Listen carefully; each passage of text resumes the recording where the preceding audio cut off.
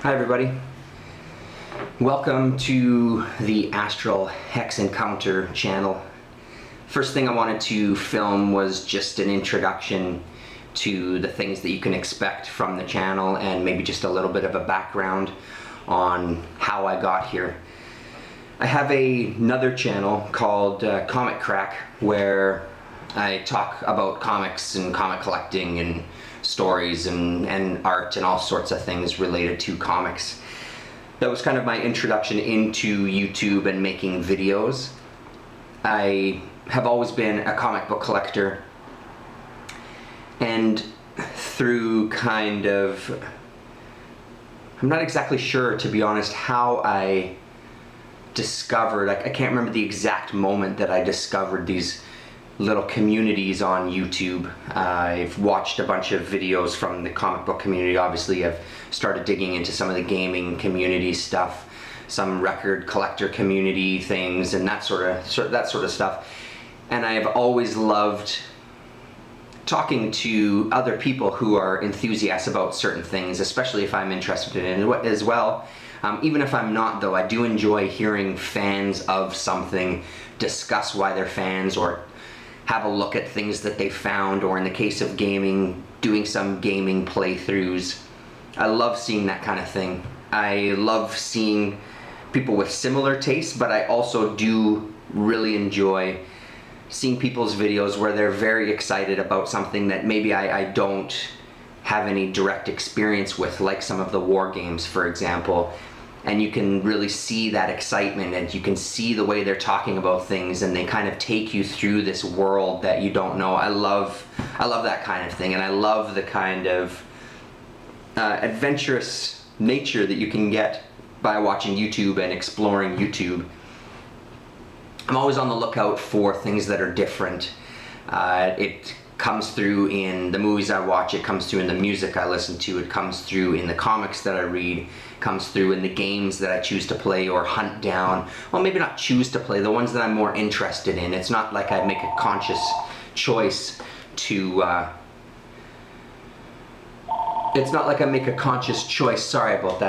to hunt out games or things that are different and then make them my own. It's just the way that it ends up going.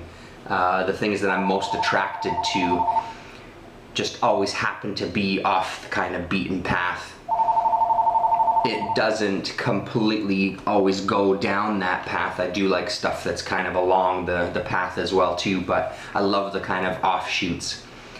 So I discovered some comic book videos, discovered there was a community, discovered all these people talking about comics, discovered some people talking about a lot of books that I also read and that I loved, started contributing as far as did a lot of comments on videos and talked to people a little bit that way, till I finally got up enough nerve to make a video of my own.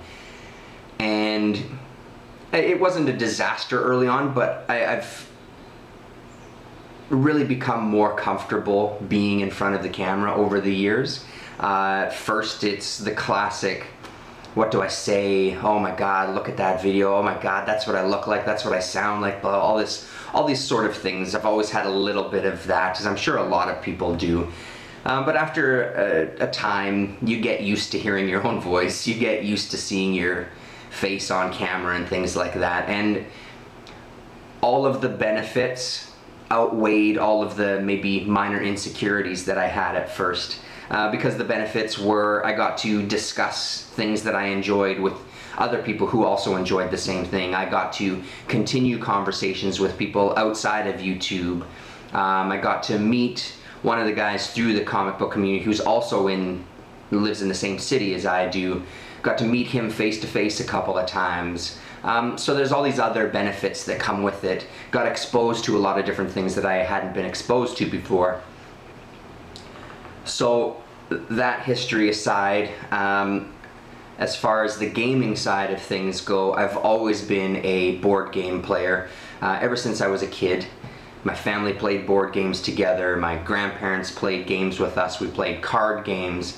We played the classics of, like, you know, the stories, the Game of Life, Monopoly, Risk, all of those very basic staples of board gaming, which I'm sure a lot of people have similar ones.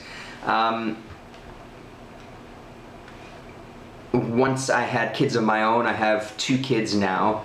My son is almost 10 years old, and my daughter is about 20 months old. Once my son started getting a little older, he expressed interest in doing puzzles together and playing some very basic card games. We had, the Old Maids, Fish, Hearts, that sort of thing. And then we had some very basic board games as well once he got even a little bit older that I had found for us and bought him for his birthday or Christmas and stuff like that he started getting interested in too. And that kind of led us down a path of playing more games together. He doesn't have his mom and his stepdad. They have video games at their house. We don't have video games here. My wife and I and my daughter, my wife and I aren't big video game people. I've never really been a huge video game person. I've played video games, and I do remember about going to the arcades when I was young and playing pinball and playing arcade games, and we had an Atari when I was growing up. I was born in 1973, so when Atari came out, it was bought for us as a Christmas present, and I remember playing Frogger and Dig Dug and whatever else, all these games. But it's not something that I've always been that interested in. And because I only see my son once a week, I didn't want Dad's house, quote unquote, to be a video game place, because when he came over, I wanted us to spend time together because we have less time together. I wanted it to be a little more about spending time with family. Obviously, we're not spending every single second of the day that he's over sitting at a table engaged in conversation or anything. We do have things like he'll watch a bit of TV or something while I'm cooking dinner, or we're working outside or stuff like that. But when it came to spending time together, I wanted it to be a little more interactive, because I know the way that he can get, and I mean, I'm not trying to generalize to all kids, but I know the way that kids can get with the video games. Next thing you know, 3 hours has gone by and they're just sitting in front of the TV playing a video game. This way we get to play games and we get to exercise that part of our brain, and we get to do it together. So we get to crack jokes, we get to talk. Sometimes we have serious talks and it's been over a board game table, whether it's something that's happening to him at school or some question in general that he has. And then there's a lot of times where we just end up making each other laugh, and all of us sit together here and play these games and have a hilarious just giggle fest as we're playing, like what happened last night. We were playing Racco together, the 3 of us, and it was hilarious. He was in prime form. He was cracking jokes and teasing me a little bit, and that little bit of competitive nature between all 3 of us came out, and we just always have a great time. It's a really, really fun family time. So the whole gaming side of things, over the past years, so I discovered making videos on YouTube. I discovered the comic community. Through the comic community, there was a guy who had gotten in touch at one point about a game by a designer his name is Nate Hayden. Blast City Games, I think. Might be called something else now, and it's escaping me right now. Anyway, this guy on YouTube had contacted me and said, hey, you should check out this video, you should check out this game. It's called The Mushroom Eaters. This guy Nate Hayden designs these games. It really looks like something that might be right up your alley. He was 100% right. Everything about the game was up my alley. The design of the game itself, like just the actual look of the game, the subject matter of the game, the artists and things involved were actually some artists that I knew from not knew personally, but knew of them through other channels, music mostly. A lot of experimental kind of musicians that were involved with this guy Nate and his gaming company. Through the Mushroom Eaters, I discovered his other game called Cave Evil.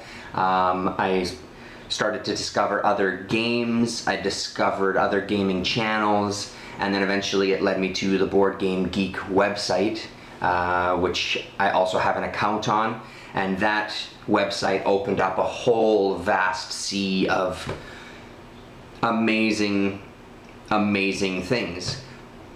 And that's kind of been within the past, 6 to 8 months, maybe a year. I don't even know now when I first discovered Board Game Geek, but it hasn't been for very long. But even in that short time, it really opened my eyes to a lot of things. One of the things was that there was a whole group of people making videos about games too. Not every single game has videos attached, but there's a lot.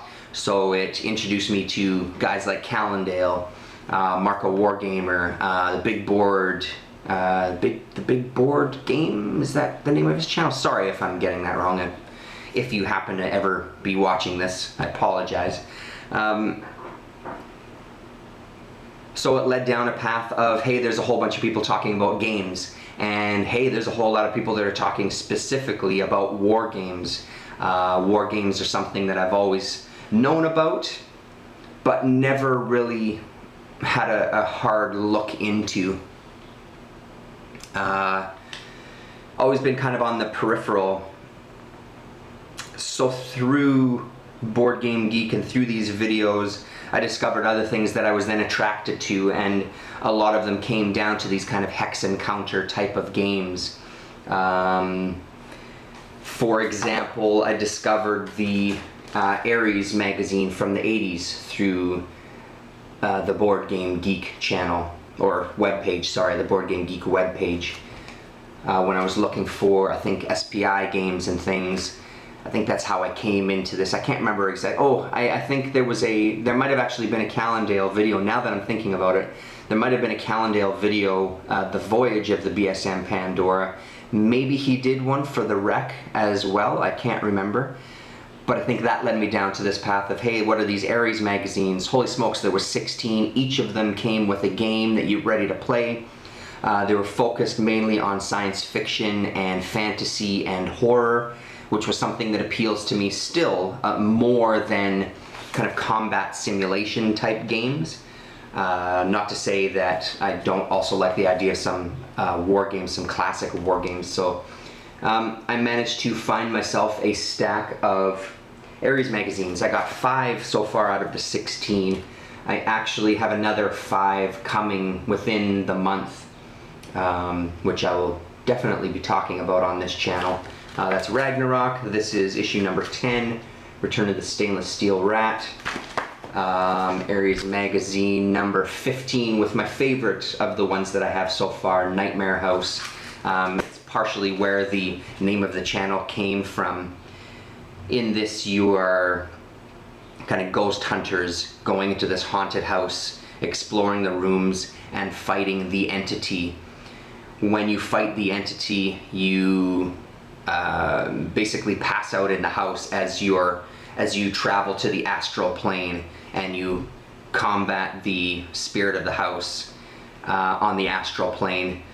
So it kind of just astral hex encounter popped into my head when I started thinking about the channel.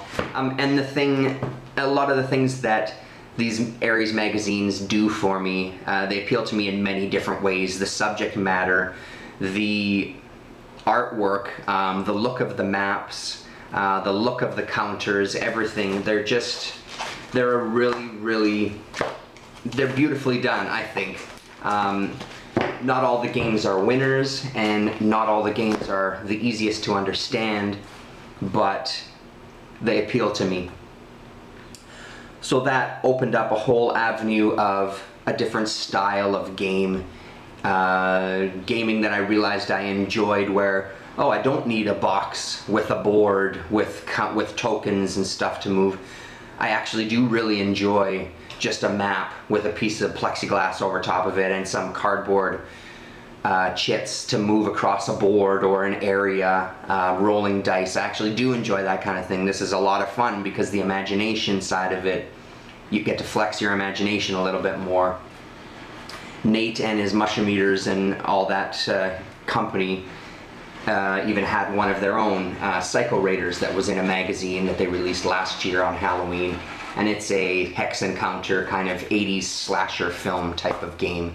All of this led me to, well, if I like that, what else is there? Marco Wargamer had a great series of videos about Federation Commander, and that led me to, I love Star Trek. That game looks amazing. I would love to try that out. Ordered it from my local game board company in town here, or store rather, and they managed to track down a copy for me, and right away I was hooked in that. So all of this leads down a path of a lot of these games are games that I end up playing on my own, which I see a lot of wargamers talk about. Fushigi TV, sorry if I mispronounced that, is somebody that I just recently discovered within the last week, and her videos really appealed to me because especially I started watching right from the beginning of her videos.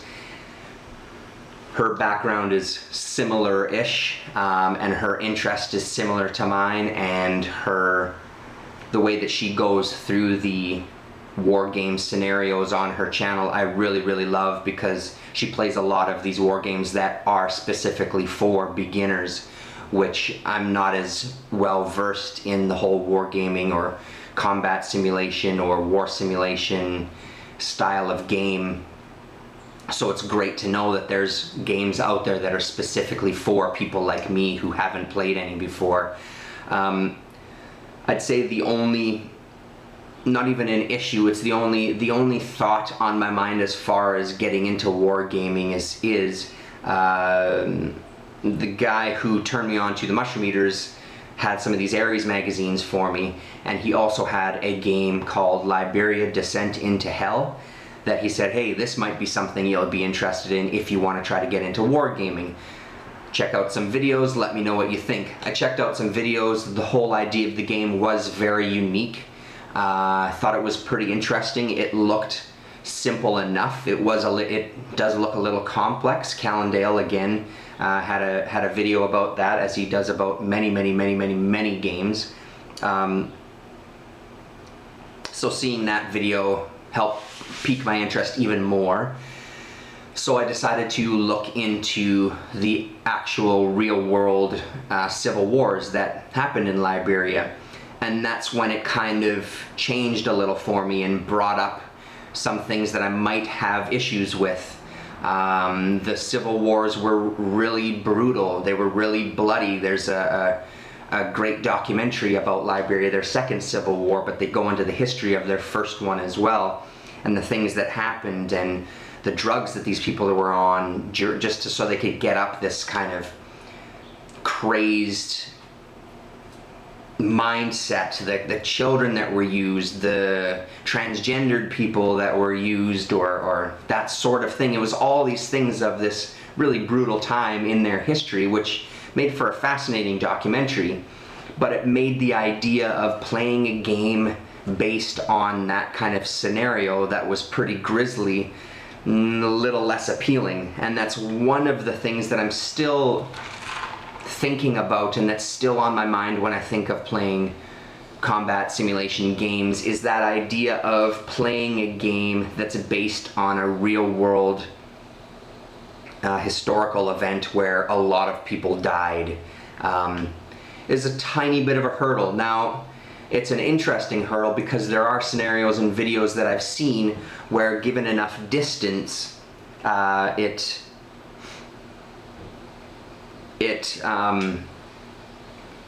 loses some of that feeling for me.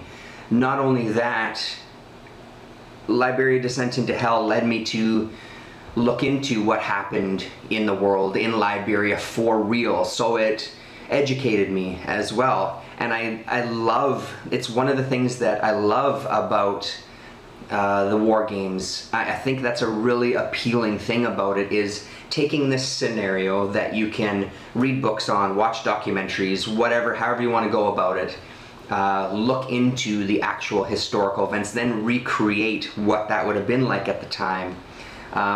So it has both in there for me, because I find it really interesting, but I also find it a little like, oh, do I want to...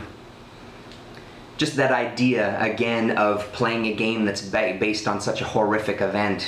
Again, It's just using that Liberia game as an example because that was the one specific one that I had that thought with.